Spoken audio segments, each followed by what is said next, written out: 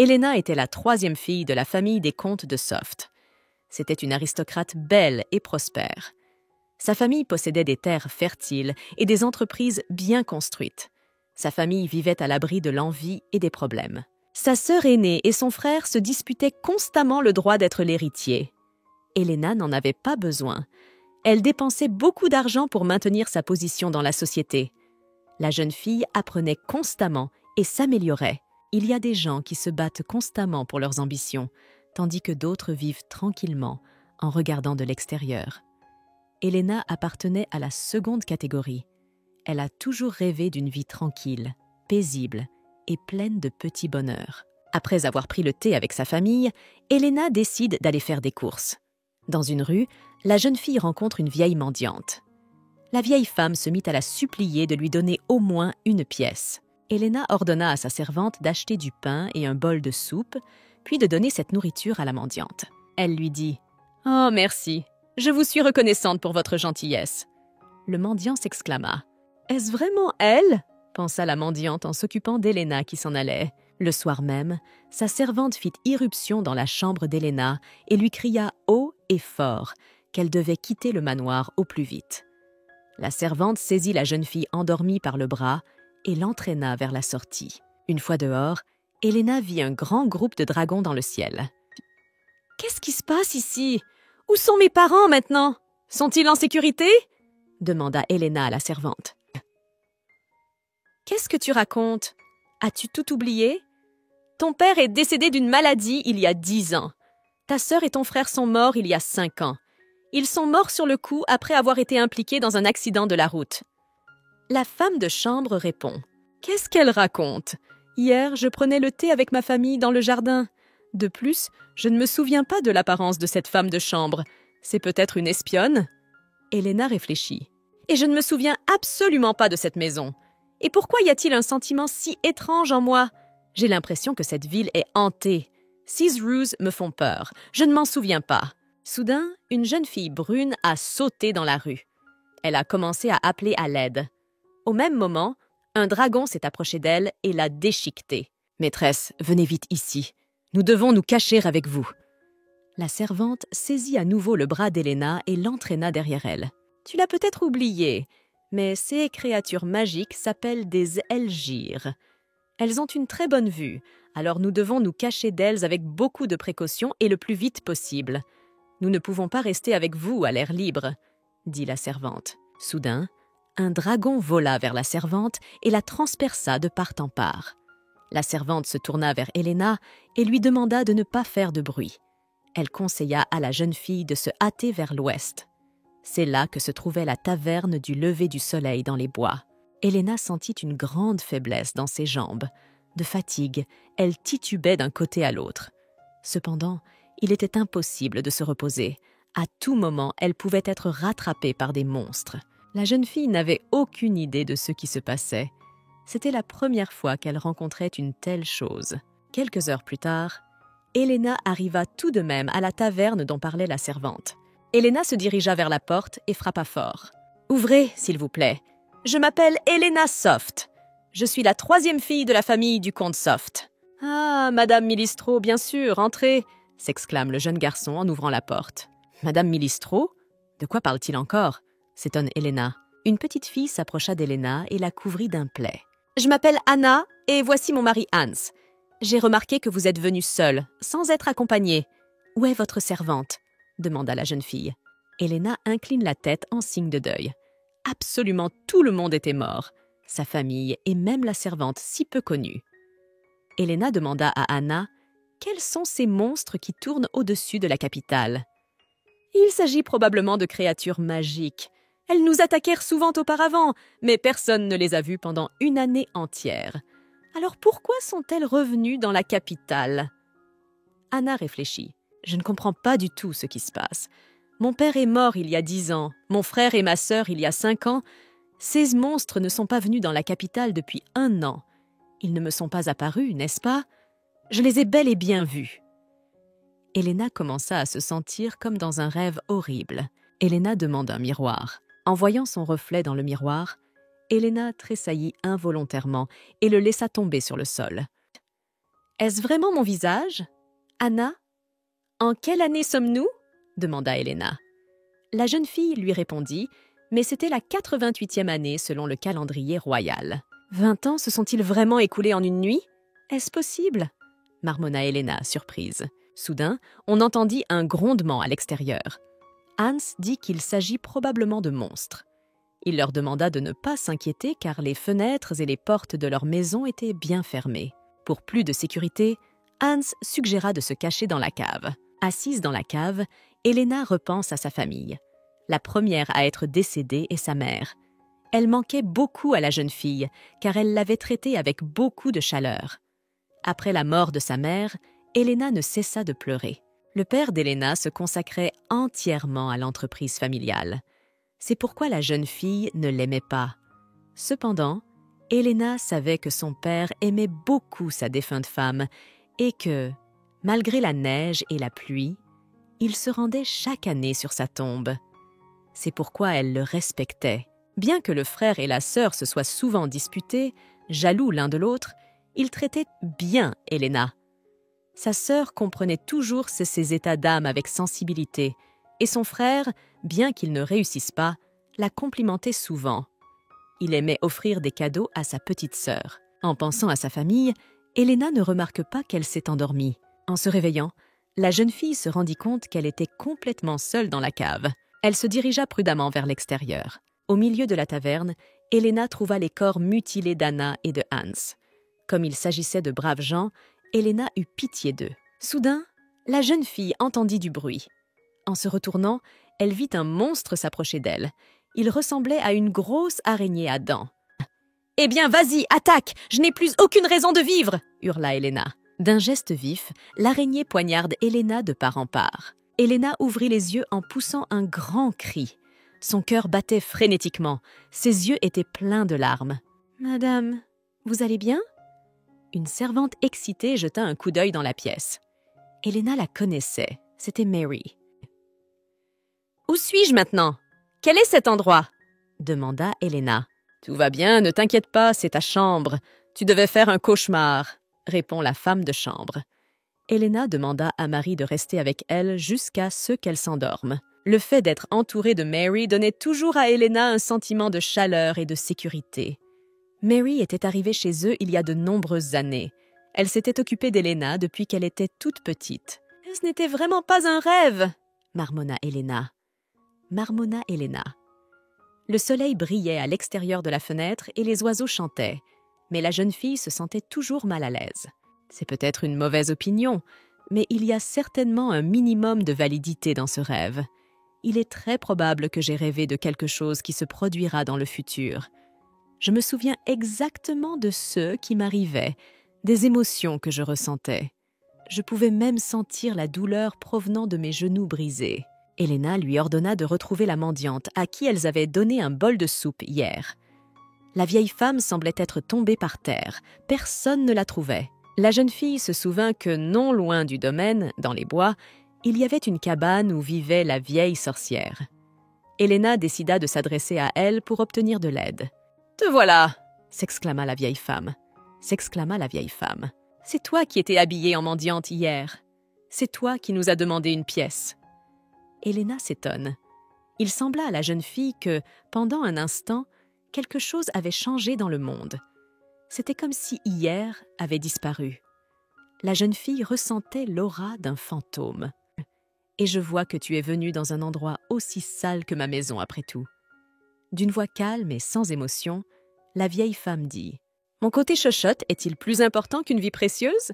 Helena demanda et s'assit sur le sol. « J'ai fait un rêve effrayant aujourd'hui. Je suis sûre que c'est toi qui m'as montré l'avenir. Dans ce futur, le royaume sera attaqué par des hordes de monstres. Il finira par s'effondrer et les gens mourront comme des mouches. Je soupçonne que je peux influencer l'avenir. C'est pourquoi vous me l'avez montré, n'est-ce pas ?» Vous avez raison. L'avenir peut être changé. Connaissez-vous le duc Kaiwin Mayhad ? demanda la vieille femme. Helena n'avait jamais rencontré personnellement le duc Kaiwin Mayhad, mais elle avait beaucoup entendu parler de lui. Son surnom était bien plus populaire que son nom. On l'appelait un monstre. « Et pourquoi avez-vous parlé du duc ?» demanda Helena. « Son fils deviendra un guerrier dans le futur. En devenant guerrier, il éveillera le pouvoir de l'épée sacrée dont on parle beaucoup dans les légendes. C'est avec cette épée qu'il transpercera le cœur du diable. L'avenir que tu as vu ne sera arrêté que par lui, répondit la vieille femme. Si j'ai bien compris, tu m'as montré un futur dans lequel ce guerrier n'est pas né, oui? Clarifia Helena. N'oublie pas qu'un guerrier ne naît que lorsque les âmes fusionnent. Et maintenant, tu peux partir. J'ai dit tout ce que je pouvais dire. La vieille femme dit cela, puis frappant son bâton sur le sol, elle disparut. De retour chez elle, Helena se mit à étudier les livres où il était question de créatures magiques. Elle ne comprenait rien aux paroles de la vieille femme. Dans l'un des livres, Helena trouva des informations selon lesquelles la dernière fois que des monstres avaient attaqué le royaume, c'était il y a plusieurs siècles. Les monstres sont des créatures démoniaques qui vivent dans le monde des démons. Leur roi s'appelle le diable. C'est lui qui contrôle les monstres. Malheureusement, à l'heure actuelle, il n'existe aucun moyen connu d'entrer dans le monde démoniaque et de tuer toutes les créatures avant qu'elles ne sortent. Il n'y a pas non plus de moyen de voir si vous pouvez tuer ce démon vous-même. Et si je vais voir le roi tout de suite pour lui raconter ce qui s'est passé, il me déclarera folle et ne croira pas un mot de ce que je dis. Helena fait venir son assistant Albert auprès d'elle. Elle lui confie la tâche de découvrir s'il y a des familles qui s'entendent avec le duc de Mayhad. Et j'ai récemment entendu qu'une famille s'intéressait au duc. Il négocie avec la famille Lindin.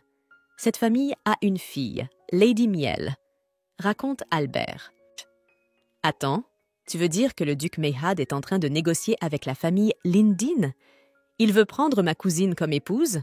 Demanda Helena d'une voix surprise. Tout récemment, j'ai entendu dire que tu avais été jumelée avec le duc Mayhad. Est-ce vrai?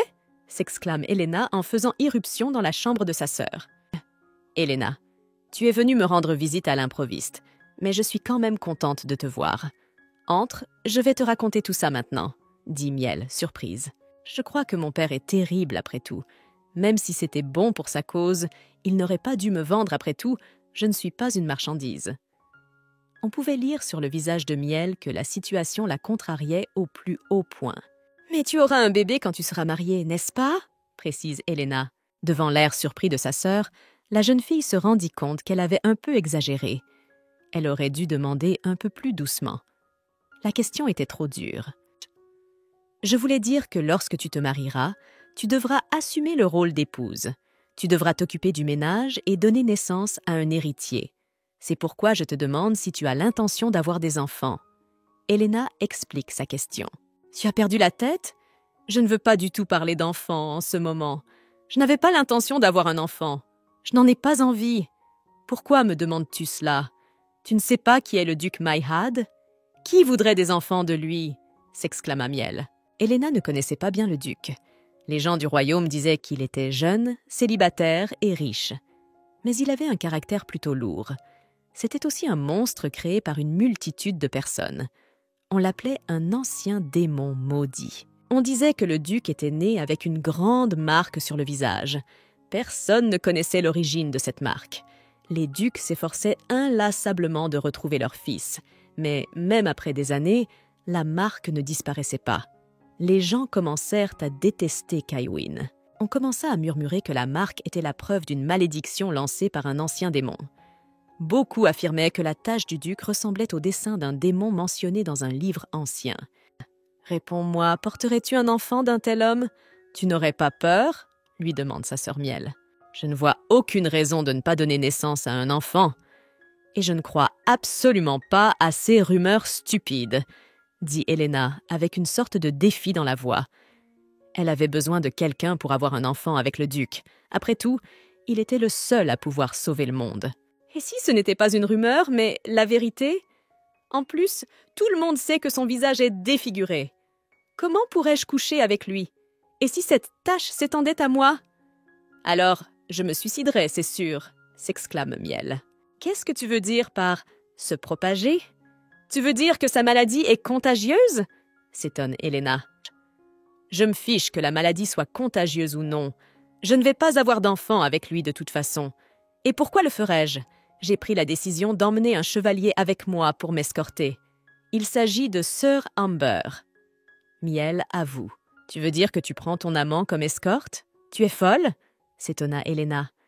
Elle ne s'attendait pas à une telle frivolité de la part de sa cousine. « C'est quoi le problème? Même après le mariage, il est normal que les aristocrates aient des liaisons avec des amants.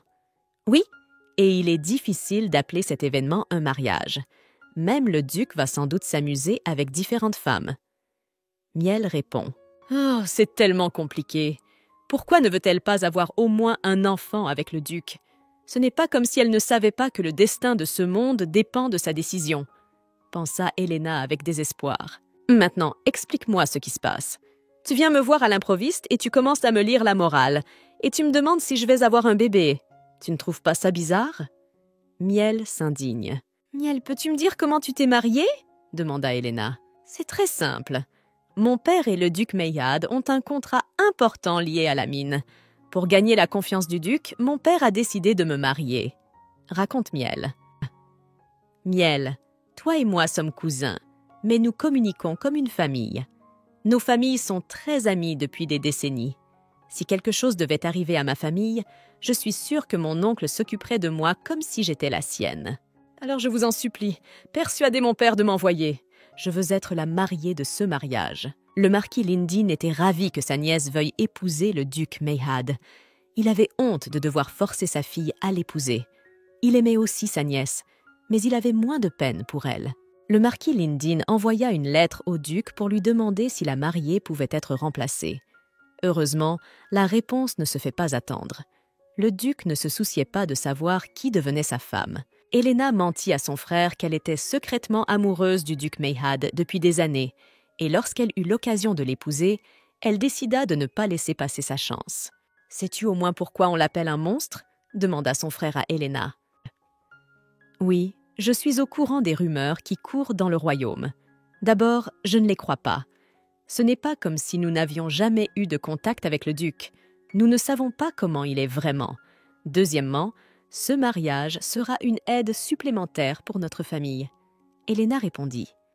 « D'ailleurs, mon oncle a promis que la moitié des recettes de la mine nous reviendrait. J'ai vraiment besoin de ce mariage. »« Je ne pensais pas qu'une dame se marierait si vite, » dit Marie. « Tu sais que toute la vie est faite de soudaineté. De plus, toutes les femmes que je connais ont déjà trouvé un partenaire et se sont mariées. Il ne reste plus que moi, » répond Elena. Elena a vu son futur mari pour la première fois devant l'autel. Son visage était recouvert d'un masque noir. La jeune fille remarqua que les yeux du duc étaient comme la mer, bleus et profonds. Le duc tendit la main à sa future épouse. Elena mit délicatement sa main dans celle du duc. Elle ne pouvait détacher son regard de ses yeux, il l'hypnotisait. « Si vous ignorez le masque, le duc est très beau. Il a de grandes mains avec de longs doigts, une grande taille, de larges épaules. » pensa Elena, debout devant l'autel. « Épouse, Lady Elena Soft, jurez-vous au nom de Dieu de protéger et d'aimer votre fiancé, Kaiwin Meyad, jusqu'à la fin de vos jours ?» demande le prêtre d'une voix sonore. « Je le jure, » marmonna Elena. Le duc promit lui aussi de protéger et d'aimer sa promise. « Bien que ce ne soit qu'une formalité, quelque chose me donne des papillons dans l'estomac. Toute cette situation me semble plutôt étrange et gênante. Je me tiens à côté d'un homme que je n'ai jamais vu auparavant, mais que j'ai tout de même épousé, » pensa Elena. Miel sanglote sur l'épaule de sa sœur depuis plusieurs minutes. Elle ne voulait pas la laisser partir pour le duché de Meyad. « Je ne savais même pas à quel point tu m'aimais. C'est grâce à toi que j'ai échappé à ce mariage.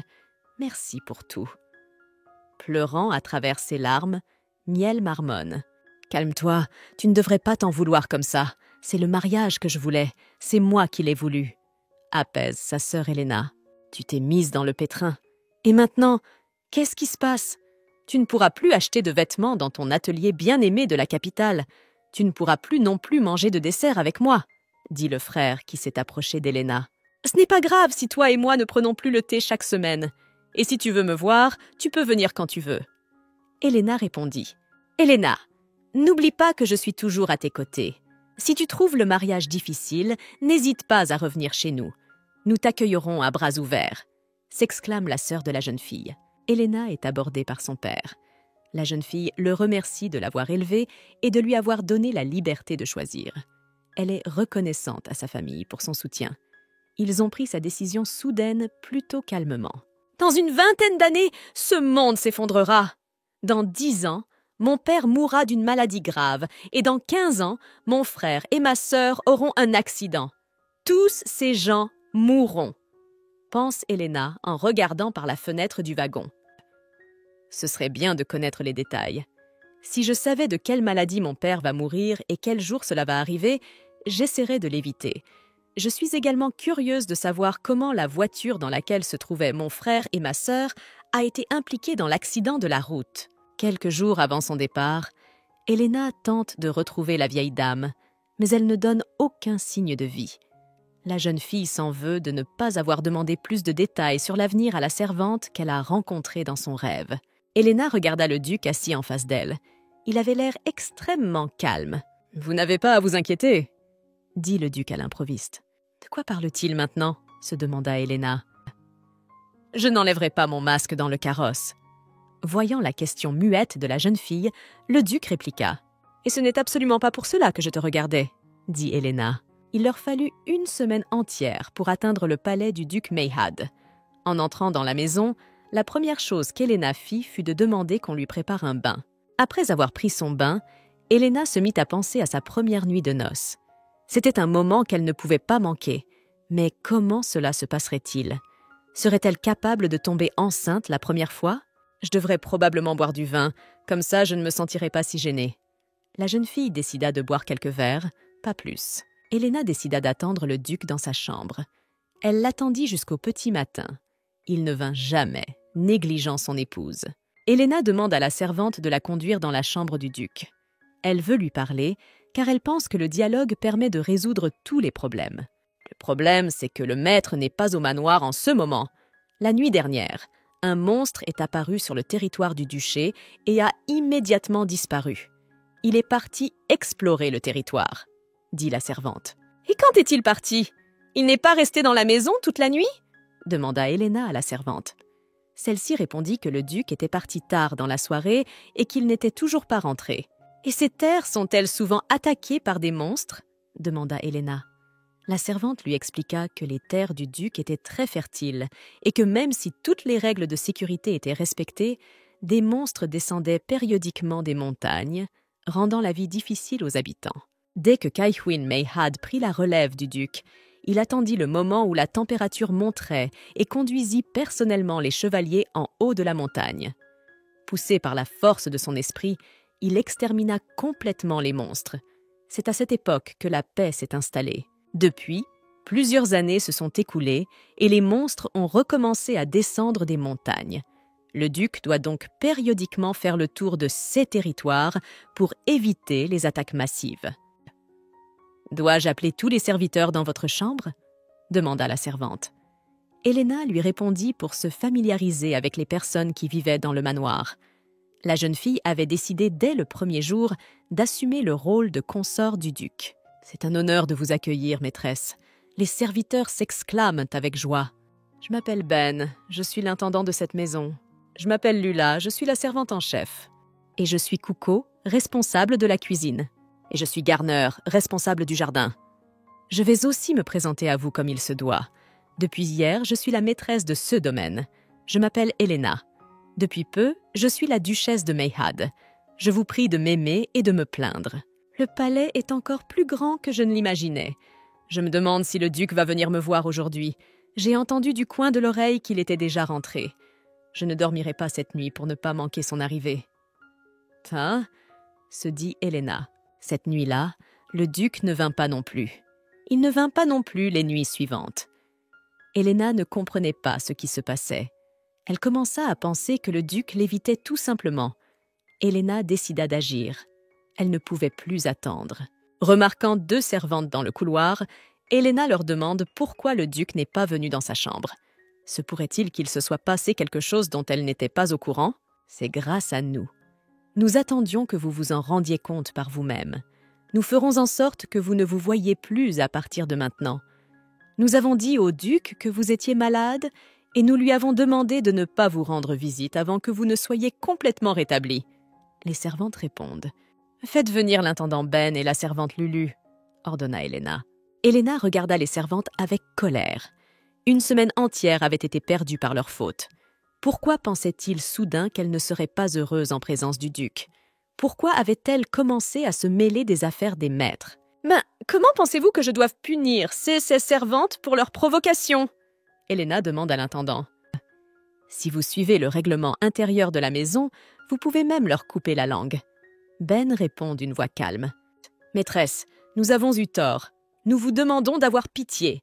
Nous avons fait une énorme erreur. Hurlent les servantes en tombant à genoux. 5 coups de fouet, 2 jours sans nourriture et une semaine entière d'obéissance docile. Emmenez-les.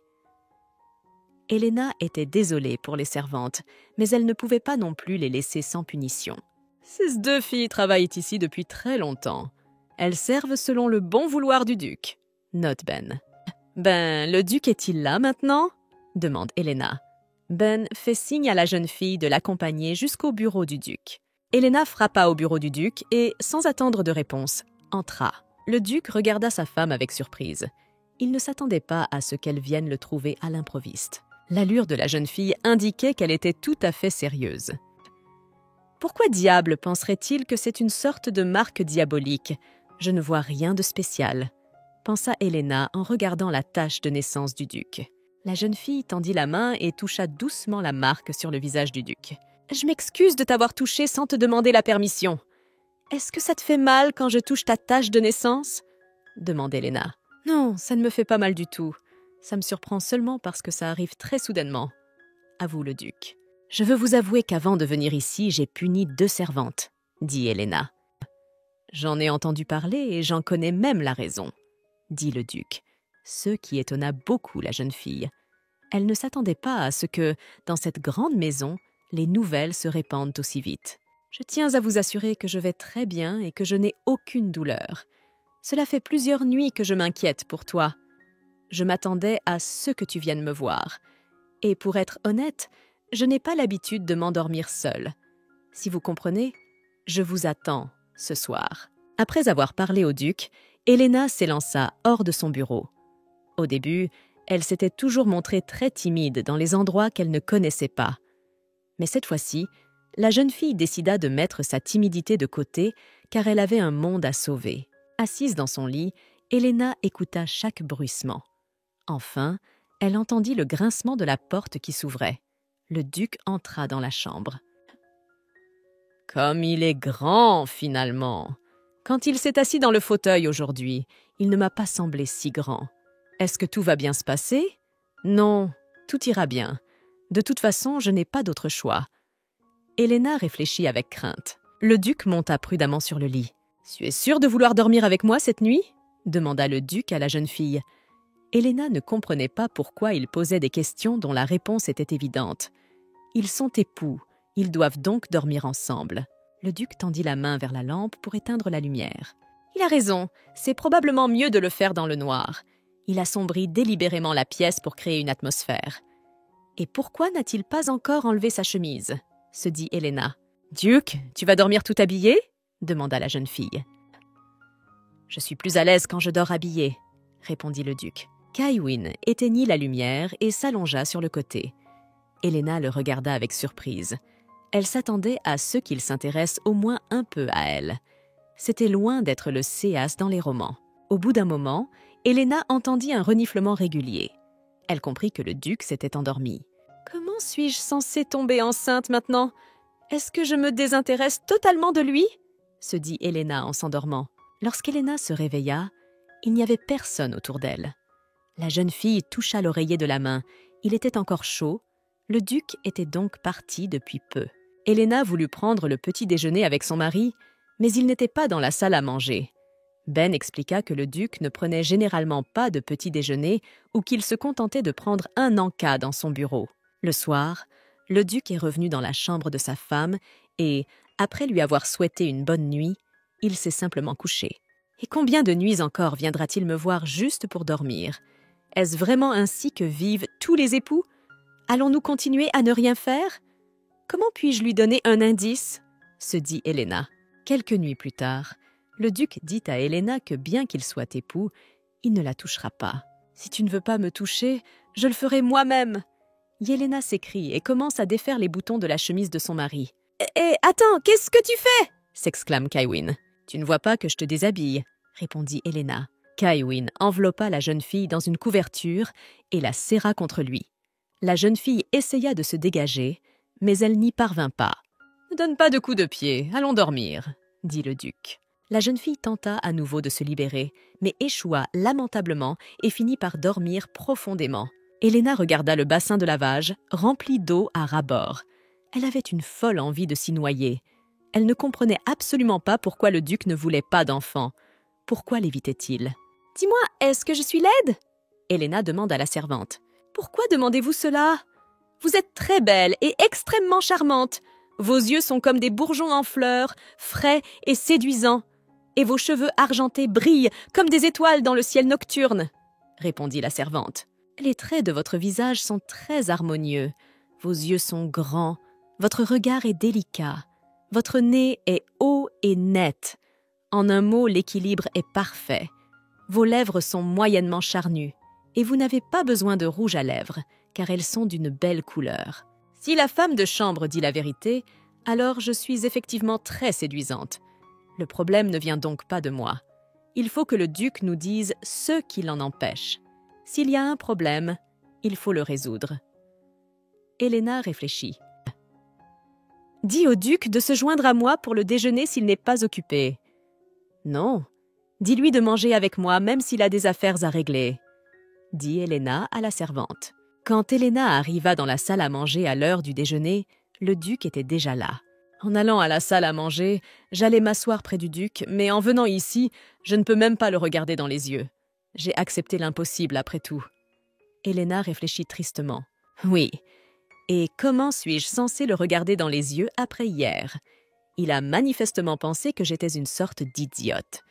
Et j'aimerais bien oublier ce qui s'est passé hier, mais ce qui s'est passé n'arrête pas de me revenir à l'esprit. « À propos d'hier, vous vouliez vraiment cela ?» demande le duc à l'improviste. « Oui, et je m'excuse pour mes actes s'ils t'ont blessé d'une manière ou d'une autre, » répondit Elena. « Pas besoin de s'excuser, » dit le duc. « Tu vois, cela fait plus de 3 semaines que notre mariage a été célébré. Avec notre première nuit, eh bien, elle n'a pas encore eu lieu. Pourriez-vous me dire combien de temps je dois attendre ?» demande Elena en rougissant. « Votre famille exige des petits-enfants, mais vous avez aussi un frère et une sœur. Est-ce qu'ils ont un problème à cet égard ? Je ne comprends absolument pas pourquoi vous avez besoin d'enfants. D'ailleurs, il n'y a pas de clause dans le contrat de mariage sur le fait d'avoir un héritier, » rappelle le duc. « Je suis bien conscient de tout cela, mais je crois qu'on ne peut pas construire une famille digne de ce nom sans avoir d'enfants. Et je voudrais essayer de construire une famille normale. » Elena ment. Elle ne pouvait pas dire au duc que son enfant pouvait sauver le monde.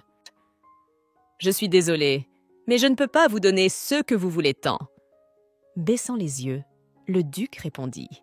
« De quoi parlez-vous maintenant ? Vous ne pouvez pas passer la nuit avec moi ? Mais pourquoi ? Donnez-moi une raison. »« Tu ne m'aimes pas ?» s'exclame Elena. La jeune fille a peur. La vieille femme l'avait-elle trompée ? Non, elle ne l'a pas trompée. Pour dissiper ce malentendu, je vais vous dire la vérité. Tu n'es pas le problème. Kaiwin répondit.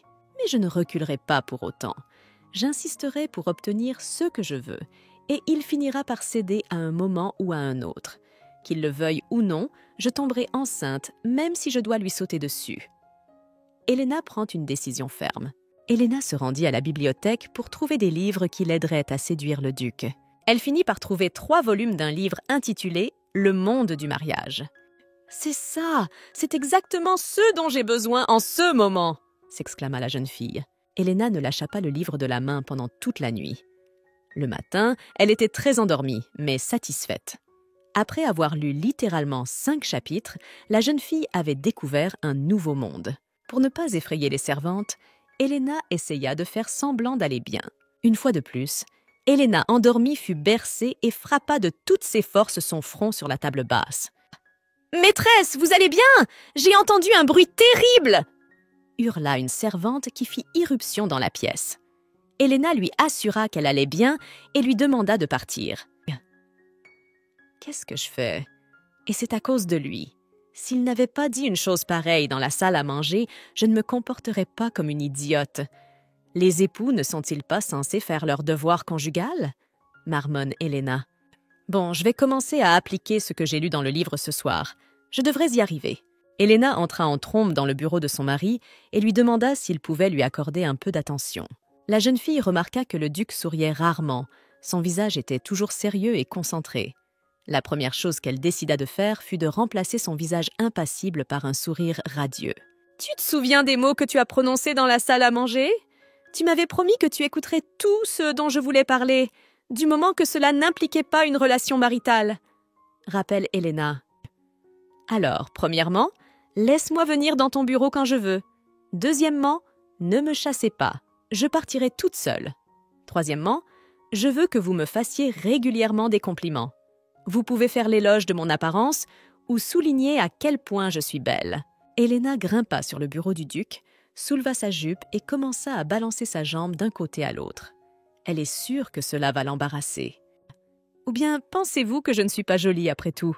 Pas du tout, vous êtes très belle, répondit le duc en regardant attentivement les yeux de la jeune fille. Soudain, la main d'Helena glissa et elle se leva en tombant à la renverse. Le duc se leva d'un bond de son siège et releva la jeune fille. « Tu vas bien ?» demanda le duc. « Je vais bien. Merci de m'avoir aidée. Tu ne m'as pas laissé tomber, » répondit Helena. « Tu sais ce que je me disais? Tu es assez mignonne aussi. Tu as de beaux yeux, un nez droit, un contour de lèvres attirant. Et tu sais ce que je me disais aussi? Tu ne m'as jamais appelée par mon prénom. Tu t'en souviens? Helena. Et maintenant, votre nom complet est Helena Myhad. Je vais vous demander de m'appeler par mon prénom lorsque nous sommes seuls ensemble. D'ailleurs, tu n'as plus besoin de venir dans ma chambre, » dit Helena. Elle quitte précipitamment le bureau du duc, gênée qu'il l'appelle enfin par son nom. Quelques jours plus tard, au cœur de la nuit, Helena prit une lanterne et sortit dans le couloir. « Où allez-vous » demanda un garde qui se trouvait dans le couloir. La jeune fille lui répond qu'elle n'arrive pas à dormir et décide de faire le tour de la maison. Aujourd'hui, c'est le jour idéal pour lui sauter dessus. Je n'ai pas été dans son bureau depuis quelques jours. Il a dû se détendre un peu. Toutes les conséquences ont été soigneusement étudiées. L'important est de ne pas rater le moment, pensa Helena. La jeune fille entra dans la chambre de son mari et referma la porte derrière elle. Le duc dormait profondément. Il n'entendit pas l'approche de la jeune fille. Helena grimpa prudemment sur le lit. Entendant un bruissement, le duc ouvrit les yeux. Un instant plus tard, Helena était enveloppée dans une couverture. Elle ne pouvait bouger ni un bras ni une jambe. Bon sang, il doit bien y avoir un moyen. Ce n'est pas comme si je pouvais raconter mon rêve à qui que ce soit. Personne ne me croirait. Les créatures démoniaques n'ont pas attaqué depuis quelques centaines d'années. On les a oubliées depuis longtemps. De plus, la vieille femme est partie. Je n'ai même plus personne à qui demander conseil.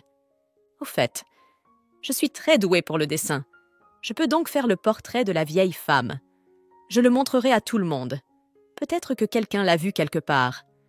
Ayant trouvé la vieille femme, je lui ferai répondre à toutes les questions qui m'intéressent. » Soudain, une abeille apparut devant le visage de la jeune fille. Helena se mit à l'étudier attentivement. L'abeille était assez grosse et très différente de ses congénères. « Qu'est-ce que tu regardes ?» demanda l'abeille à l'improviste. Helena poussa un cri d'effroi. Elle recula involontairement d'un pas, trébucha sur un rocher et commença à tomber sur le dos. Soudain, un homme aux cheveux blonds apparut à côté de la jeune fille et la prit par la taille. « Tu vas bien ?» lui demanda-t-il. « Je vais bien, merci pour ton aide, » marmonna Helena. C'était la première fois qu'elle voyait ce type aux cheveux blonds. « C'est un plaisir de vous rencontrer, duchesse. Je suis arrivée au palais aujourd'hui et j'ai déjà beaucoup entendu parler de vous. Permettez-moi de me présenter. Je m'appelle Incan Marjong. »« Vous êtes le vicomte Marjong ?» précisa Helena. La jeune fille avait entendu dire qu'il venait au palais 2 fois par an et qu'il apportait avec lui des plantes médicinales. Le duc avait grand besoin de ces plantes. De retour dans sa chambre, Helena demanda à sa servante de lui dire tout ce qu'elle savait sur le vicomte Incan Marjong. Incan Marjong a actuellement 27 ans. Il est le 2e fils de la famille du vicomte. Il a encore une sœur aînée et un frère cadet. Il n'est pas encore marié. Il a une bonne réputation. Il est gentil avec les gens de condition inférieure. Il n'est pas avide. La rumeur veut qu'il ait cédé sa place à sa sœur aînée pour lui succéder. Il n'y a pas d'autres informations à son sujet pour le moment. Lorsqu'Helena se trouva près du vicomte, elle sentit la chair de poule lui parcourir le corps. La jeune fille décida donc d'aller voir son mari pour comprendre pourquoi elle avait réagi de la sorte. Elle décida de s'asseoir à côté de son mari.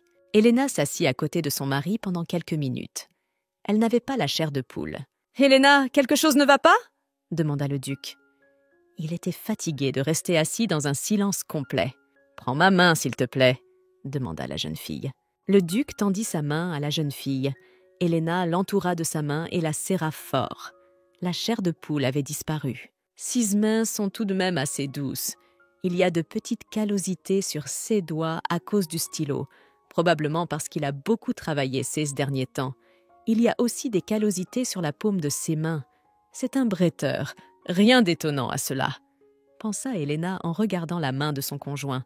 « Helena, y a-t-il quelque chose sur ma main ?» demanda le duc.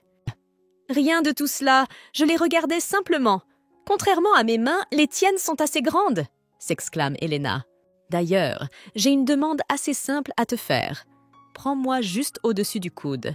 Et n'ayez pas peur, je ne prépare rien, c'est juste une expérience. » Le duc prit le bras de sa consort juste au-dessus du coude, comme elle l'avait demandé. La jeune fille était heureuse du contact du duc, mais elle n'avait pas la chair de poule. « D'accord, merci pour votre aide. Je vous laisse, je n'ai plus rien à vous demander. » Helena se leva de son siège et sortit du bureau. La jeune fille était frustrée de n'avoir jamais pu découvrir pourquoi elle ressentait la chair de poule sur tout le corps lorsque le vicomte la touchait. Elle n'avait jamais réagi de la sorte avec son mari. Soudain, la jeune fille entendit 2 servantes parler. Elle se cacha dans un coin et écouta attentivement. Et après tout, sa réputation est bonne. Et il est extérieurement doux. Mais j'ai appris que c'est tout le contraire.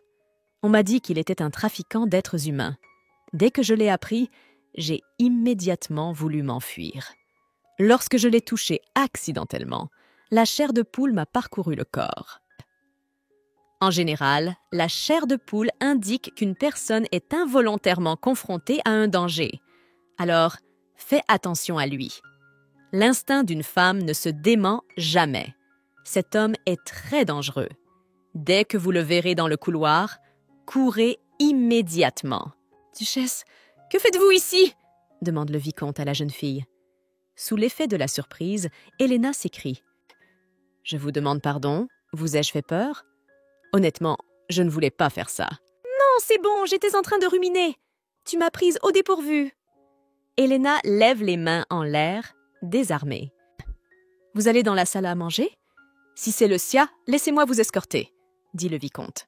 Helena se rappela involontairement les paroles des servantes. Elles avaient dit que cet homme était extrêmement dangereux et qu'il fallait le fuir immédiatement et sans se retourner. « Je suis désolée, mais je viens de me rendre compte que je n'ai absolument pas d'appétit. Mais allez-y, mangez, et je crois que je vais m'en aller. » La jeune fille dit alors qu'elle se retournait et allait dans sa chambre. Chair de poule, l'instinct d'une femme. J'ai des doutes sur tout cela. Il y a peut-être une erreur ? La réputation de cet homme est très bonne. Sa réputation est parfaite. Helena réfléchit sur le chemin de sa chambre. Elle doutait beaucoup du vicomte. En se retournant, Helena remarqua que le vicomte la suivait. Le vicomte avait presque persuadé la jeune fille de participer au repas. Cela fait des heures que je me demande si le vicomte est un homme bon ou mauvais. Ces pensées pesantes me rongent de l'intérieur. Il faut que j'en finisse avec cette question. Je dois savoir avec certitude si je dois faire confiance à cet homme ou non. Je dois le suivre. Mais les rumeurs sur le duc ont aussi été exagérées, n'est-ce pas ? J'entends toujours dire que c'est un monstre, mais il se comporte vraiment bien. Je ne crois même pas à sa malédiction. Si le vicomte est toujours le coupable, je peux éviter des pertes en le découvrant. Lorsque j'aurai résolu le problème du vicomte en sécurisant les habitants du domaine, mon mari voudra enfin avoir des enfants avec moi. Il me sera reconnaissant de l'avoir sauvé. C'est décidé. Je vais faire éclater le vicomte au grand jour. » De retour dans sa chambre, Helena demanda à sa servante d'en savoir le plus possible sur le vicomte Incan Marjong. Il fallait être discret pour savoir ce qu'il faisait en séjournant au domaine du duc. Helena tendit le portrait de la vieille dame à la servante pour qu'elle le remette à l'intendant. La jeune fille était prête à dépenser de l'argent pour retrouver la vieille femme, afin d'obtenir à la fin des réponses à toutes ses questions. Le lendemain, Helena doit prendre le petit déjeuner avec le vicomte. En tant que maîtresse de maison, elle se doit d'être attentive à son invité. « Je vois que le duc n'est pas à table. Il doit être très occupé ?» demande le vicomte. « Pourquoi? Êtes-vous contrariée par l'absence du duc ?» dit Helena en souriant gentiment. Soudain, le vicomte laisse tomber la tasse de thé. Avec un bruit sourd, elle se brise en plusieurs morceaux. La servante s'empresse d'enlever les tessons, mais le vicomte dit qu'il le fera lui-même. Helena remarque que la servante rougit très fort. Elle se demanda pourquoi elle réagissait ainsi. « Chaque fois, je suis étonnée de voir à quel point vos cuisiniers sont habiles. Oui, j'envie la perspicacité de son excellence, » dit le vicomte. Helena appréciait d'entendre des mots gentils à propos de son mari. Elle nota que la perspicacité de son époux était en effet tout à fait exceptionnelle. Et j'ai également remarqué que la gestion du jardin est également de premier ordre.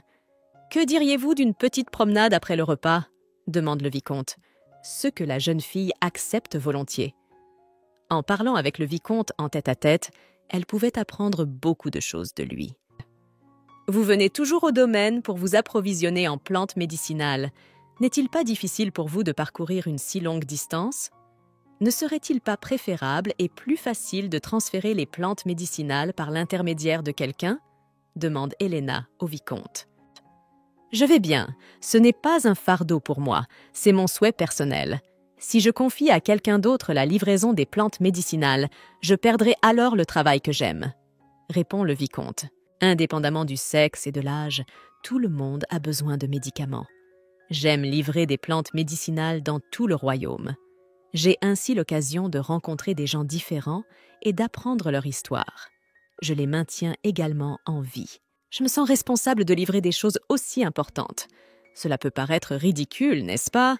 Se sentir responsable de quelque chose que n'importe qui peut faire. Ce n'est pas drôle du tout. C'est un objectif extrêmement important et un désir louable. Si tu aimes ça et que tu fais une noble action qui profite à ton entourage, alors c'est louable. » Helena répondit. « Tu es encore venue dans ce jardin ?» demanda une abeille qui s'approcha de la jeune fille. Avec un grand cri, Helena commença à tomber en arrière. Le vicomte se précipita vers la jeune fille et, la prenant par les épaules, la soutint doucement et la remit sur ses pieds. « J'ai remarqué que tu trébuchais très souvent. Tu devrais faire plus attention. Si personne n'est là, tu pourrais tomber et te blesser gravement. » Helena sentit à nouveau la chair de poule lui parcourir le corps. C'était une sensation très désagréable. De retour à la maison, Helena demanda à Garner de trouver une grosse abeille et de la chasser du jardin. « Maîtresse, comme vous l'avez demandé, j'ai rassemblé des informations sur le vicomte Incan Marjong. Dans l'ensemble, il n'y a rien de suspect, sauf une chose. Je ne sais pas si cela a un rapport avec votre demande, mais tout de même. J'ai appris qu'après la visite du vicomte dans un domaine particulier, les servantes ont été renvoyées en l'espace de 2 mois, l'une après l'autre. J'ai même réussi à trouver des archives de ces domaines. » La servante tendit à Helena plusieurs feuilles de papier. Helena commença à examiner les dates de livraison des plantes médicinales et les dates de licenciement des servantes. Certaines servantes étaient renvoyées au bout de 6 semaines, d'autres au bout de 2 mois exactement. Helena fit signe à la servante en chef de venir la voir. « Je voudrais vous poser une question sur CES servantes. Elles ont toutes travaillé ici et ont démissionné, n'est-ce pas? Peut-être vous souvenez-vous du moment où elles ont démissionné? Quelle était la raison de leur départ? » demanda Helena. En baissant la tête, Lula commença à raconter le licenciement de chaque bonne. Personne ne connaît exactement les vraies raisons de leur renvoi. Elles ont toutes dit que des circonstances les avaient obligées à retourner dans leur pays d'origine. Pour certaines, un parent était tombé malade. Pour d'autres, il y avait eu un incendie où la famille avait fait faillite. Helena réunit toutes les servantes de la maison pour qu'elles lui parlent des filles qui avaient démissionné. Elles avaient toutes un point commun. Elles n'étaient pas d'ici. « Je me suis souvenue d'une chose étrange. L'une des filles qui a démissionné avait l'air très bizarre. Elle vomissait constamment, » dit l'une des servantes. « Des vomissements, vous dites? D'accord, vous pouvez y aller, je m'occupe de la suite. » marmonne Helena. Elle a une idée. Le lendemain, Helena se rendit dans la chambre du vicomte. Il fut extrêmement surpris de la voir sur le pas de la porte. « J'aimerais vous consulter sur un sujet qui me préoccupe. Avez-vous du temps à me consacrer ? Je ne suis pas venue les mains vides. J'ai une boisson alcoolisée d'élite avec moi, » dit Helena. Le vicomte fit entrer la jeune fille dans la pièce. « N'est-il pas un peu tôt pour boire de l'alcool ?» demanda le vicomte. « Eh bien, sans alcool, il est peu probable que je puisse vous parler de mes expériences. » Helena ferma les rideaux pour que personne ne jette un coup d'œil. « Eh bien, dites-moi ce qui vous tracasse tant que vous avez décidé de venir me voir, » dit le vicomte en prenant place dans le fauteuil en face de la jeune fille. « Pas grand-chose, mais il sera difficile que cette information parvienne aux oreilles du duc. Vous êtes la seule étrangère dans cette maison, et j'ai aussi entendu dire que vous saviez vous taire. » Helena verse le vin dans les verres. « Si je me trompe à votre sujet, vous feriez mieux de me le dire maintenant. » Helena tendit le verre de vin au vicomte. « Très bien, je vous écoute et j'emporte ce secret avec moi. Personne ne saura jamais de quoi nous avons parlé, vous et moi. » Le vicomte promit. Helena savait que l'alcool était assez fort. Elle en but un peu et en versa davantage sur la serviette qu'elle avait posée sur ses genoux. Au bout de 10 minutes, le vicomte était déjà très ivre. « Mais alors, qu'est-ce qui vous préoccupe ? Pourquoi es-tu venu ici ?» demanda le vicomte dans une langue pâteuse. « Vous voyez, le problème, ce sont les enfants. Et en général, comment dire, le problème n'est plus la création d'un enfant. J'espère que vous savez de quoi je parle maintenant, » marmonne Helena. « Et si je résous vos soucis, que ferez-vous pour moi ?» demanda le vicomte. « Et qu'aimeriez-vous recevoir ? Je peux vous donner n'importe quoi, » dit la jeune fille. « Très bien, c'est une question dont vous et moi discuterons un peu plus tard. J'ai juste un médicament qui aide à tomber enceinte. Avec ce médicament, tu peux tomber enceinte sans même avoir de rapport sexuel avec un homme, » dit le vicomte en souriant sournoisement. « Et comment est-il possible de tomber enceinte sans rien faire ? » « Est-ce possible ?» demande la jeune fille. « Je comprends que tu veuilles avoir un enfant qui héritera du titre de duc, mais tu ne veux pas porter l'enfant d'un monstre, » dit le vicomte. Incan avait vu comment sa mère avait souffert après s'être mariée par convenance. Elle nourrissait constamment des rancœurs et pleurait en silence la nuit. Même si la femme essayait de ne pas montrer son état à son fils, sa douleur et sa rancœur ressortaient toujours. Incan aimait beaucoup sa mère et a été bouleversé lorsqu'il a appris qu'elle était gravement malade. Avant de mourir, la mère d'Incan lui a dit qu'il aurait mieux valu qu'il naisse complètement comme elle, sans être mêlé au sang de son père. Depuis, le garçon s'est dit qu'il n'accepterait pas que l'on fabrique des gens comme lui. « J'ai un remède qui permet de tomber enceinte sans communiquer avec les hommes. Il a déjà été testé et donne des résultats étonnants !» s'exclame le vicomte. « Et si ce n'est pas un secret, sur qui avez-vous testé votre remède ? Qui a déjà testé ses effets sur lui-même ? Avez-vous expérimenté sur un être humain ? » demande Helena. « Non, vous ne le pensez pas. Je ne répandrai pas de fausses rumeurs sur votre expérience. Mais il m'est difficile de vérifier les effets sans précision. » Le vicomte avoue qu'il a donné son médicament aux servantes. Par la suite, elles sont toutes tombées enceintes. Ce que cet homme a fait est extrêmement dégoûtant, et il ne se rend probablement même pas compte de l'horreur de ce qu'il a fait, se dit Helena. En parlant de la droite, je suis très étonnée qu'il existe un tel remède. Il va falloir que j'y réfléchisse. Dès que j'aurai pris ma décision, je vous enverrai immédiatement un homme. Helena se leva de son siège. Elle avait déjà tout appris. Ce n'était pas la peine de rester plus longtemps dans la chambre du vicomte. « Où allez-vous ? Et le paiement ? Vous devez me payer pour ces informations. » Le vicomte saisit fermement le bras de la jeune fille. « Lâchez-moi vite ! Vous êtes très ivre. Nous te parlerons quand tu seras sobre. » Helena s'exclama. « J'ai un médicament qui aide à neutraliser les effets de l'alcool. » Le vicomte sort une petite fiole et en boit le contenu. « C'est bon, je suis complètement sobre maintenant. La duchesse, je sais exactement ce que je veux de vous. Je suis sûre que vous voulez la même chose. Hier, quand vous étiez avec moi, ne m'avez-vous pas regardé fixement ? En fait, je pense à vous depuis notre première rencontre. Vous avez un physique que l'on regretterait de donner à un monstre. Il ne doit pas être facile pour vous de jouer de force le rôle de consort d'un monstre. Cela doit dépasser votre entendement et vous rendre anxieux. Je comprends toute votre douleur et votre angoisse. Tu vas te taire! Yelena hurla et donna un coup de pied dans l'estomac du vicomte. La jeune fille en avait assez qu'il traite constamment son conjoint de monstre. Des gardes menés par la servante d'Abby firent irruption dans la pièce. Elena et Abby avaient jumelé des bracelets magiques. Toutes les 5 minutes, le bracelet d'Abby recevait un signal. Dès que le signal s'arrêtait, la femme de chambre se précipitait pour intervenir. L'absence de signal était un appel à l'action. Elena convoque le duc et le manager de Ben et leur raconte tout. « Je ne comprends absolument pas où est le problème. Avez-vous la preuve que les servantes n'ont pas donné leur consentement à l'expérience ?» dit le vicomte à la jeune fille. « Vous n'avez aucune idée de ce que vous avez fait. Les pauvres filles ne savaient pas comment elles étaient tombées enceintes. Vous venez de ruiner leur vie. Vous avez délibérément choisi les nouvelles venues pour qu'elles ne puissent rien dire, ni à personne. » Elena s'exclame. « Tu n'as rien sur moi. Et par conséquent, si vous me détachez, je ne répandrai pas la nouvelle de cet incident. Je ne vous accuserai pas non plus de m'avoir fait du mal. » Le vicomte promet. « Je me souviens que vous aviez prévu de rentrer chez vous dans 2 jours. Nous avons le temps de trouver des preuves. Vous serez sous clé pendant ces 2 jours. » Le duc ordonna à ses gardes d'enfermer le vicomte dans sa chambre. Dès le lendemain, ils parviennent à trouver le médecin qui surveille l'état des jeunes filles enceintes. C'est lui qui les encourage à retourner dans leur pays. Le médecin convainc les jeunes filles qu'elles ne doivent pas accoucher loin de chez elles. Il les a persuadées de rentrer chez elles, d'accoucher tranquillement et d'élever leur enfant. Le médecin a également persuadé les filles de ne pas interrompre leur grossesse. Il les a effrayées en leur disant que cela attirerait une malédiction sur elles. Lorsqu'elle a rencontré son mari dans le couloir du manoir, la jeune fille l'a plaqué contre le mur. Elle en avait assez de tourner autour du pot. Elle voulait connaître la vérité. « Je veux savoir pourquoi tu ne passes pas la nuit avec moi. Tu crois vraiment que ta noirceur se transmettra à moi?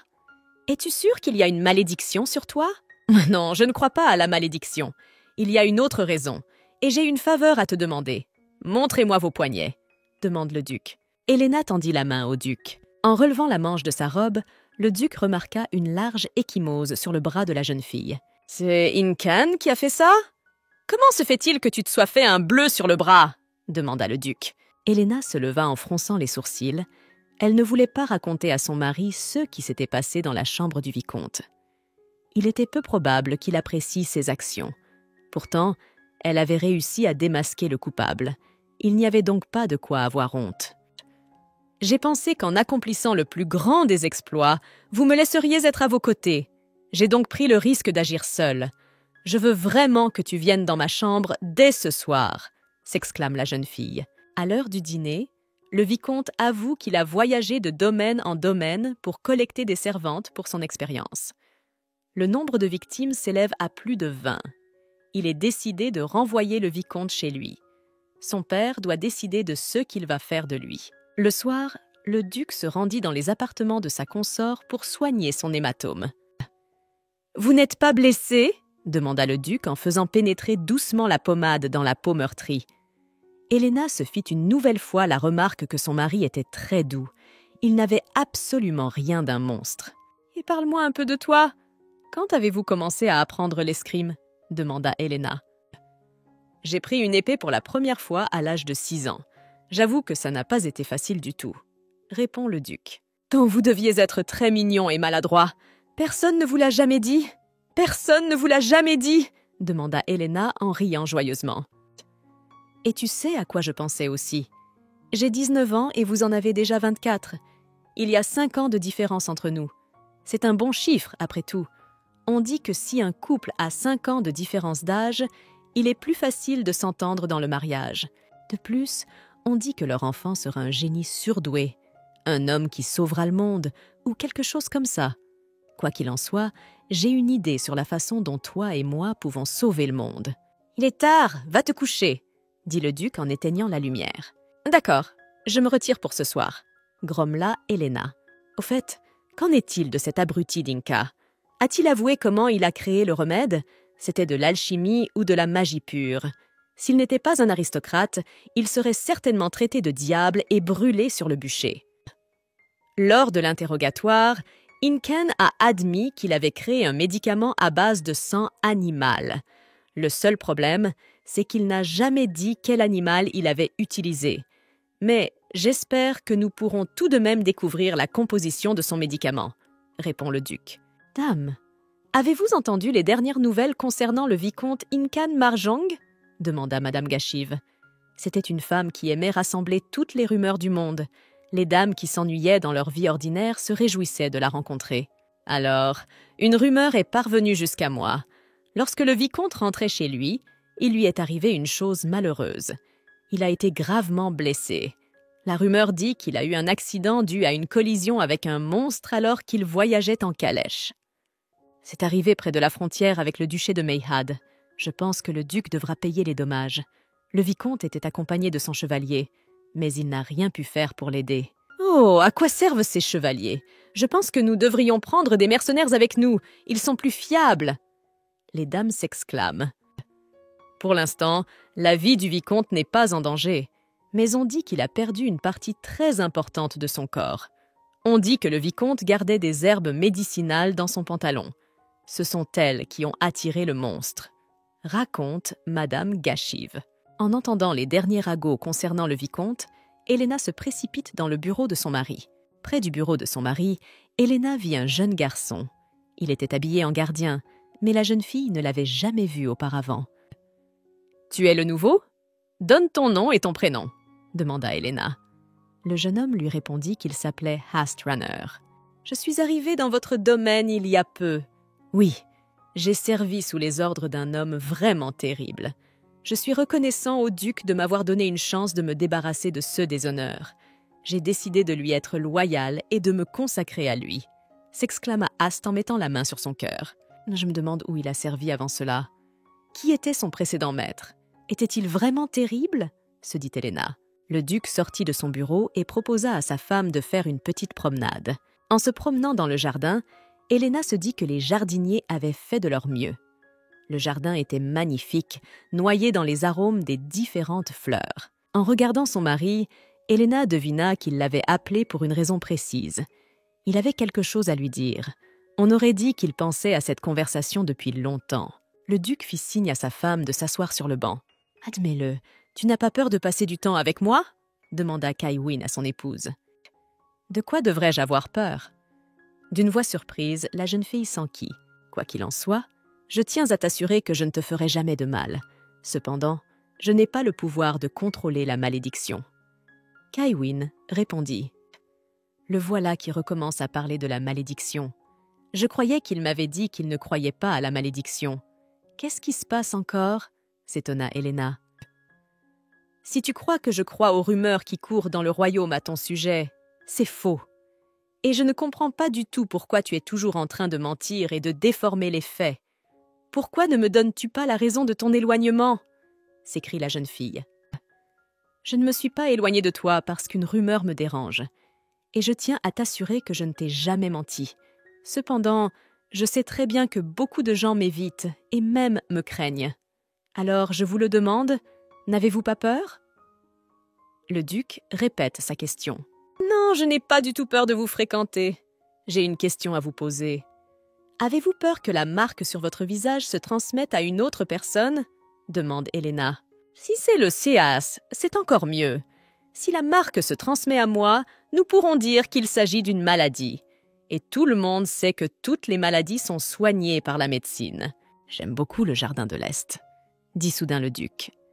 Helena comprit qu'il voulait changer de sujet de conversation. « Lorsque j'étais enfant, le jardinier qui s'occupait de cet endroit était très négligent. Il y avait toujours d'énormes buissons non entretenus qui poussaient ici. Ils étaient si épais que si vous vous y cachiez, personne ne vous trouverait jamais. Et quand je voulais que personne ne me voie, je me cachais dans ces buissons. C'était le seul endroit où je pouvais être seule. Je ne pensais pas vraiment que les gens avaient peur de moi à cause de la malédiction. Je pensais qu'ils me détestaient sans raison. Quand j'ai grandi, j'ai réalisé qu'il y avait beaucoup de rumeurs autour de moi et que c'était pour cela que les gens avaient peur de moi. Je ne veux pas que mon enfant naisse avec les mêmes stigmates que moi. Je ne veux pas qu'il connaisse le même sort que moi. C'est pourquoi je ne veux pas avoir d'enfant du tout. » « Vous ne voulez pas avoir d'enfant à cause de votre enfance difficile ? Il n'y a pas d'autre raison ? précise Helena. Le duc ne répondit rien à la jeune fille. Il se contenta de la regarder avec des yeux tristes. « Abby, et parle-moi de l'ancien duc et de l'ancienne duchesse » demanda Helena à la servante. Les parents du duc actuel, les précédents ducs et duchesses Mayhad, sont décédés très tôt. Ils sont décédés lorsque M. Aylwin avait 16 ans. Après cela, il a hérité du titre de duc, raconte la servante. Je ne les ai pas servis, donc je ne les connais pas personnellement. Les domestiques qui travaillent ici depuis longtemps me disent que Feu le duc et la duchesse étaient des gens bien. Ils disent qu'ils étaient gentils et généreux et qu'ils avaient toujours de la sympathie pour les jeunes employés. La duchesse aimait beaucoup ses 2 fils. Elle ne se souciait pas du tout de ce que les gens disaient de son fils aîné. Elle ne croyait pas à sa malédiction. Helena demande à ceux que le manager de Ben vienne la voir. Abby lui dit que c'est lui qui travaille depuis le plus longtemps sur le domaine. Helena espère que Ben lui en dira beaucoup plus qu'Abby sur les défunts ducs et duchesses. « Ben, on m'a dit que vous travaillez à la maison depuis plus de 30 ans, c'est-à-dire que vous observez l'actuel duc depuis sa naissance. Dites-moi, comment s'est passée son enfance? A-t-il grandi dans l'amour de ses parents ?» demande Helena. « Pardonnez-moi, madame, mais je ne peux pas vous en parler, » répondit l'intendant. La jeune fille a beau le supplier, il reste inflexible. « Oh, où vais-je trouver quelqu'un pour me raconter l'enfance de mon mari ?» se dit Helena. « Je pensais que cela n'avait rien à voir avec moi. Je n'ai jamais pensé à ce qui se passerait si un enfant avait les mêmes stigmates que son père. Dans quelles conditions pourrait-il grandir et vivre? Je pensais seulement à la façon de donner la vie à un futur héros. Je pensais que je donnerais naissance à un enfant et que ma mission s'arrêterait là. Mais maintenant, je réalise qu'avant de devenir un guerrier, cet enfant sera mon fils. Ce sera mon petit garçon. Je deviendrai mère. Mais ça va aller, je m'énerve pour rien. Je serai capable d'élever mon enfant pour qu'il devienne un être humain décent. Et je me fiche complètement de ce que les autres disent de mon bébé. Je veillerai à le protéger de ceux qui l'entourent. » Le lendemain matin, Ben, en entrant dans la chambre de la jeune fille, annonce qu'il a finalement réussi à retrouver la vieille femme. « Dites-moi, qui êtes-vous » demande Helena à la vieille femme. La femme assise en face d'elle avait un comportement différent de celui qu'Helena avait vu dans la hutte. La jeune fille avait l'impression qu'il s'agissait de 2 personnes complètement différentes.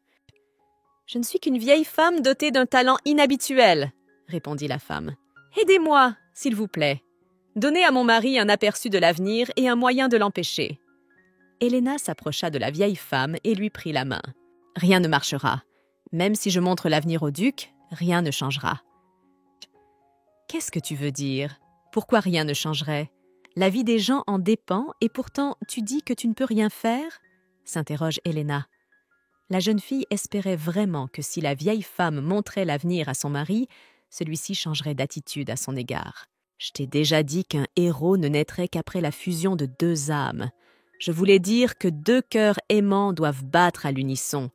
Si ces règles ne sont pas respectées, l'enfant n'apparaîtra pas. » La vieille femme répondit. « J'ai déjà dit tout ce que je pouvais dire. Maintenant, finissons-en, je dois y aller, » dit la vieille femme en se levant de son siège. Helena voulait encore interroger la vieille femme sur beaucoup de choses, mais celle-ci lui ordonna de dormir. La jeune fille sentit qu'après les paroles de la vieille femme, ses paupières s'alourdissaient et elle commença à s'endormir lentement. « Voilà une vieille femme toujours aussi rusée, qui disparaît toujours sans répondre à mes questions. » grommela Helena. « Je ne sais toujours pas si je peux empêcher mes proches de mourir et si oui, ce que je dois faire pour cela. Comment puis-je changer le destin de mes proches? Pour l'instant, je ne sais pas du tout quoi faire. La seule chose que j'ai apprise, c'est qu'un enfant doit naître dans l'amour. Sans amour, rien ne marchera. Mais n'auriez-vous pas pu dire cela au début? Qui a besoin de ce misérable amour maintenant ?» Ben entre dans la chambre d'Helena et annonce qu'ils doivent discuter au plus vite du montant de la compensation. « Et de quel genre de dédommagement parlons-nous maintenant ?» Helena précise. « Il pourrait s'agir d'actions ou d'un certificat pour diriger l'entreprise. Le maître m'a chargé d'exaucer le souhait de madame de la meilleure façon possible. Puisque le maître va t'offrir le divorce, alors… » Ben commença à s'expliquer, mais Helena s'empressa de l'interrompre. « Maintenant, répondez-moi vite. Où est le duc maintenant ?» s'exclame la jeune fille. Elle posa la tasse sur la soucoupe avec fracas. De quel genre de divorce parlait-on? « Qu'est-ce qui te tracasse? Tu vas divorcer ?» hurle Elena en entrant dans le bureau de son mari. « Nous sommes mariés depuis moins de 6 mois. Nous pouvons donc dissoudre notre mariage sans problème, » répond le duc. « Attendez, vous avez décidé de me jeter hors de cette maison si facilement? Me détestes-tu vraiment à ce point ?» Elena poursuivit avec colère. « Non, ce n'est pas le cas. Je ne sais pas pourquoi tu as décidé cela, mais ce n'est pas la raison. Je pensais que tu étais celui qui ne voulait pas continuer notre mariage parce que je ne peux pas te donner ce que tu veux, » explique le duc. « J'ai parfaitement compris votre message. Tu veux une famille normale et un enfant. Vous vous êtes probablement même mariés avant d'avoir des enfants. Je pense que votre but en vous mariant est d'avoir des enfants. Je vous ai dit plus d'une fois que je n'avais pas l'intention d'avoir des enfants. C'est pourquoi je veux te libérer des chaînes de notre mariage. » Tu te trompes si tu penses que je vais abandonner aussi facilement. Quoi qu'il arrive à l'avenir, il n'est pas question de mettre fin à notre mariage. Je ne changerai pas mes paroles, alors retiens bien cela. Elena s'exclame. Alors, ce sont toutes les raisons pour lesquelles tu veux mettre fin à notre mariage? Ou bien tu n'es pas content de notre vie de couple? J'aime notre mariage, et j'en suis généralement heureux. Tu es une bonne épouse et tu t'occupes très bien de la maison, répondit Kywin. Oh, puisque c'est fini, je vais m'en aller. Je crois que je t'ai bien fait comprendre ma position, dit la jeune fille en quittant le bureau de son mari. C'est un coup de gueule de décider de mettre fin à notre mariage. Tu as attaqué la mauvaise personne, je ne reculerai pas. Pour être honnête, je n'ai jamais pensé qu'il pourrait vraiment divorcer. Elena s'est sentie mal à l'aise en s'asseyant sur le lit. D'habitude, le mariage entre aristocrates est lié aux intérêts des deux parties, mais dans mon séas, je ne suis que la remplaçante de Miel. Mon mari peut donc demander à mon oncle de modifier le contrat. Mais cela n'arrivera pas, je ne laisserai pas faire. Je continuerai à me battre pour l'amour de mon conjoint. Je dois trouver un plan qui m'aidera à dissoudre le duc. La première chose à faire pour Elena est de quitter le manoir pour quelques jours. Le duc la laissa partir très facilement. Cela offusqua même un peu la jeune fille. Se moquait-il vraiment d'elle? Elena décide d'aller rendre visite à sa vieille amie, la comtesse Rosaline Max. Elles ne se sont pas vues depuis plusieurs années. J'ai appris récemment que tu t'étais mariée. J'ai aussi appris que tu avais remplacé ta cousine Miel, c'est vrai? Et si tu veux, je peux t'aider à rompre ce mariage, proposa Rosaline. Voilà à quoi je ressemble aux yeux des autres. Ils me voient comme une victime qui a dû épouser un monstre. Les paroles de son amie blessent Elena. Rosaline, est-ce que j'ai vraiment l'air de quelqu'un qui accepterait un mariage non désiré? Et d'ailleurs, as-tu préparé ce que je t'ai demandé? Demande Elena à son amie. Elena demande à son amie de ne pas se mêler de ce qui se passe. Elena, promets-moi que tu ne feras de mal à personne dans ma maison, demande Rosaline. Elena lui promet qu'elle ne lèvera pas le petit doigt sur qui que ce soit. Rosaline, qui est cette dame? Demande la maîtresse de maison, une jeune fille en robe rose. Je vous présente la duchesse Maillehad, répondit Rosaline. J'ai eu tellement de mal à me retenir de renverser cette table. Soupirant lourdement, Elena dit que la fille en rose s'éloignait. Pour être honnête, je n'aurais jamais pensé qu'il serait si difficile de répandre des rumeurs. Je dois convaincre les gens que j'aime beaucoup mon mari et que j'apprécie ma vie de couple. Je veux qu'ils croient que mon mari est très attentionné. Et pourquoi voulez-vous ces rumeurs? Demande Rosaline. Elena espérait vraiment que son mari ne divorcerait pas, sachant que leur divorce pourrait avoir des conséquences négatives pour elle. La jeune fille avait déjà remarqué que son époux connaissait mieux que quiconque le pouvoir des rumeurs. Kywin ne laissera pas les ragots blesser Elena. Un peu plus tard, je ne manquerai pas de te dire pourquoi je fais courir ces rumeurs, mais pour l'instant, j'ai besoin de tes conseils. Dis-moi ce qu'il faut faire pour que quelqu'un tombe amoureux de toi, demande Elena. Attendez, vous êtes une femme mariée qui veut séduire un homme? S'étonne Rosaline. Rosaline, je sais que tu es la reine des rencontres. Tu n'as pas reçu ce surnom pour rien. Tu es la seule à pouvoir m'aider. D'accord, je vais t'aider. Mais tu dois comprendre que chaque homme est affecté par des tactiques de séduction différentes. Tu dois me parler des qualités de l'homme que tu veux séduire, dit Rosaline. Il est aimant, gentil, attentionné. Il m'écoutera à propos de n'importe quoi. Il est aussi très sensible. Si je cache quelque chose, il le sait tout de suite. Il remarque même les bleus sur mon corps et soigne personnellement mes blessures. Elena répond. « Tu veux dire que tu doutes que l'homme qui se soucie tant de toi t'aime ?» clarifie Rosaline. « Il m'évite, » admit Elena. « Si je te comprends bien, tu as décidé de séduire ton mari ? Je le savais. Votre mariage n'est pas facile. Et si je comprends bien, vous vous êtes mariés par amour. Mais le duc ne vous rend pas l'appareil. » dit Rosaline pensivement. « Je pourrais vous conseiller de vous affirmer davantage. Avez-vous entendu l'expression « la proximité des corps éveille les sentiments du cœur » ? J'ai déjà essayé, ça ne marche pas. Elena grommelle. Il s'avère donc que tu t'es jeté sur ton mari, mais qu'en fin de compte, tu ne l'as jamais eu. J'ai quelques idées, tu devrais absolument les essayer. Rosaline se frotta le menton, pensive. Lorsque Elena entra dans la maison, elle fut accueillie sur le pas de la porte par le directeur Ben. « Vous devriez vous reposer. Vous devez être fatigué après votre voyage. Voulez-vous que je vous prépare un bain ?» demande Ben. Elena refuse. La première chose qu'elle veut faire est de voir le duc. Elena se souvint que lorsque son père rentrait de voyage, la première chose qu'il faisait était toujours de chercher sa femme pour l'embrasser sur la joue. Elena n'avait pas prévu d'embrasser son mari. Elle voulait juste lui dire qu'elle était de retour. Devant le bureau du duc, Elena est interpellée par une servante. Elle lui dit que le duc a décidé de se coucher tôt ce soir. « Mon mari ne dort pas beaucoup, il se couche généralement tard le soir. »« Pourquoi a-t-il décidé de se coucher tôt ce soir ? Il ne se sent pas bien ?» Elena se dit alors qu'elle se précipite dans la chambre de son mari. « Je m'excuse, madame, mais le duc a demandé à ceux que personne n'entre, » dit le garde. Elena fut très surprise, car le duc ne mettait jamais de garde près de sa porte. Que lui était-il arrivé pendant son absence ? Ben, l'intendant, s'approcha de la chambre du duc. La jeune fille lui demanda si le duc allait bien. « Il va bien, c'est un simple rhume. Je vais lui donner un médicament maintenant et demain, je pense que la maladie disparaîtra, » répond l'intendant. « S'il est malade, je peux m'occuper moi-même de mon mari. Faites-moi confiance. » Elena voulut prendre la bassine d'eau et les serviettes de l'intendant, mais il ne la laissa pas faire.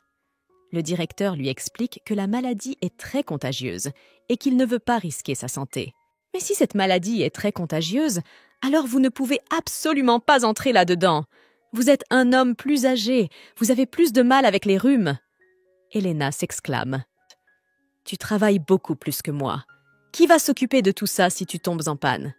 Arrête de tergiverser et donne-moi la bassine d'eau. Tu crois vraiment qu'on devrait se battre pour ça ?» Elena tira sur la bassine, mais l'intendant ne la lâcha pas. L'intendant demanda au garde de retenir la duchesse et entra lui-même dans la chambre du duc. « C'est étrange, je n'ai pas le droit, mais le majordome, oui. Ben a dit qu'il s'agissait d'un simple rhume, mais il a agi comme si le duc était atteint d'une maladie mortelle. » grommela Elena en s'asseyant dans sa chambre. « Je devrais aller voir ce qui se passe là-dedans. J'ai l'impression qu'il y a quelque chose dans cette maison qui se cache de moi. » Elena prit une lanterne et sortit. Elle se dirigea vers les fenêtres de la chambre du duc. Les fenêtres de la chambre du duc étaient très hautes par rapport au sol. La dernière fois qu'Elena avait escaladé les murs, c'était à l'âge de 12 ans. En s'appuyant sur des branches d'arbres, Elena avait tout de même réussi à grimper jusqu'au balcon. Soudain, la jeune fille sentit sa main glisser de la balustrade. Le duc, soudainement apparu, réussit à attraper sa main. « Elena, que fais-tu sur la balustrade de mon balcon ?» demanda Kaiwin. Le duc prit sa consort dans ses bras et la porta jusqu'à sa chambre. Portant la jeune fille dans la pièce, il l'assit sur une chaise. « Elena, aie une conscience. Que se serait-il passé si je n'étais pas arrivée à temps ? Tu aurais pu être gravement blessée. Tu t'en rends compte ?» demande le duc à la jeune fille. À son ton, Elena comprit que la situation actuelle l'irritait. « As-tu pensé au fait que tu aurais pu te casser le bras ? Qu'est-ce qu'il y a avec ton bras ? Tu aurais pu te casser la jambe ou te blesser à la tête. Je suis désolée, j'ai eu tort. Et ne m'en veux plus, s'il te plaît. » La jeune fille chuchote. « Je ne suis pas en colère. J'avais juste peur et je craignais que ma consort ne se blesse, » explique le duc. « Je l'ai fait parce que j'étais inquiet moi aussi. J'ai vu Ben t'apporter de l'eau et des serviettes, mais il m'a interdit de venir ici. Mais je suis ta femme. Pourquoi ne pourrais-je pas m'occuper de toi quand tu es malade ?» Elena s'indigne. « Ou bien tu crois qu'en étant dans la même pièce que toi, je vais recommencer à te draguer. Je t'ai dit que je ne le ferai plus. Maintenant, s'il te plaît, ne laisse entrer dans ta chambre que moi et le directeur. » Elena voit bien que son conjoint ne se sent pas bien. Elle s'approcha de lui et posa sa main sur son front. Le duc était tout chaud. Elena aida son mari à se mettre au lit. Elle l'allongea sur le lit et le couvrit d'une couverture chaude. « Madame, comment êtes-vous arrivée ici ?» La directrice, surprise, se figea sur le seuil de la chambre.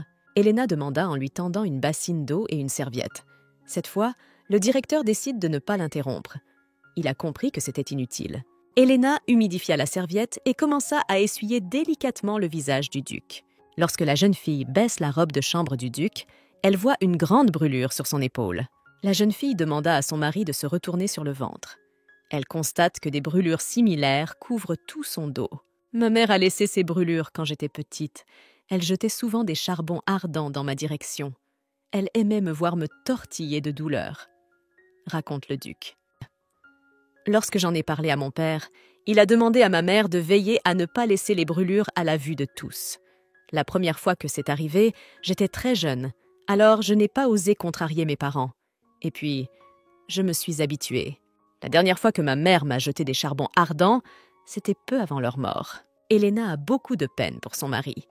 Elle ne comprenait pas pourquoi 2 adultes maltraitaient un enfant. La jeune fille n'arrivait pas à croire que des parents puissent être aussi cruels envers leur fils. « Ne pleure pas, c'est du passé. Je voulais juste t'expliquer pourquoi Ben ne te laissait pas entrer dans ma chambre !» s'exclame le duc. « Je ne pleure pas. Ce n'est qu'une tache dans mon œil. Continuons votre traitement. » Elena essuie rapidement les larmes qui dépassent de ses yeux. « Tu as dû beaucoup souffrir. Tu as eu une douleur inimaginable. Au fait, tu te souviens que tu m'as promis de réaliser tous mes souhaits. Je veux aussi t'appeler par ton nom. Laisse-moi faire, » demanda Elena. Le duc se figea de surprise. On l'appelait rarement par son nom, mais plutôt par son titre ou tout simplement par un monstre. Le lendemain, le duc travaillait déjà dans son bureau. Elena décida de vérifier s'il allait bien. Le duc avait l'air en parfaite santé. « Kaiwin, ne vous occupez pas de moi. Continuez à travailler. Je suis juste venue voir comment vous alliez, » dit Elena et sortit du bureau du duc. Retrouvant Ben dans le couloir, Elena lui demanda de répondre à quelques questions. Elle voulait savoir ce qui se passait dans cette maison, pourquoi le duc agissait ainsi, et comment étaient vraiment ses parents. Elle voulait connaître la raison exacte pour laquelle le duc abandonnait les enfants.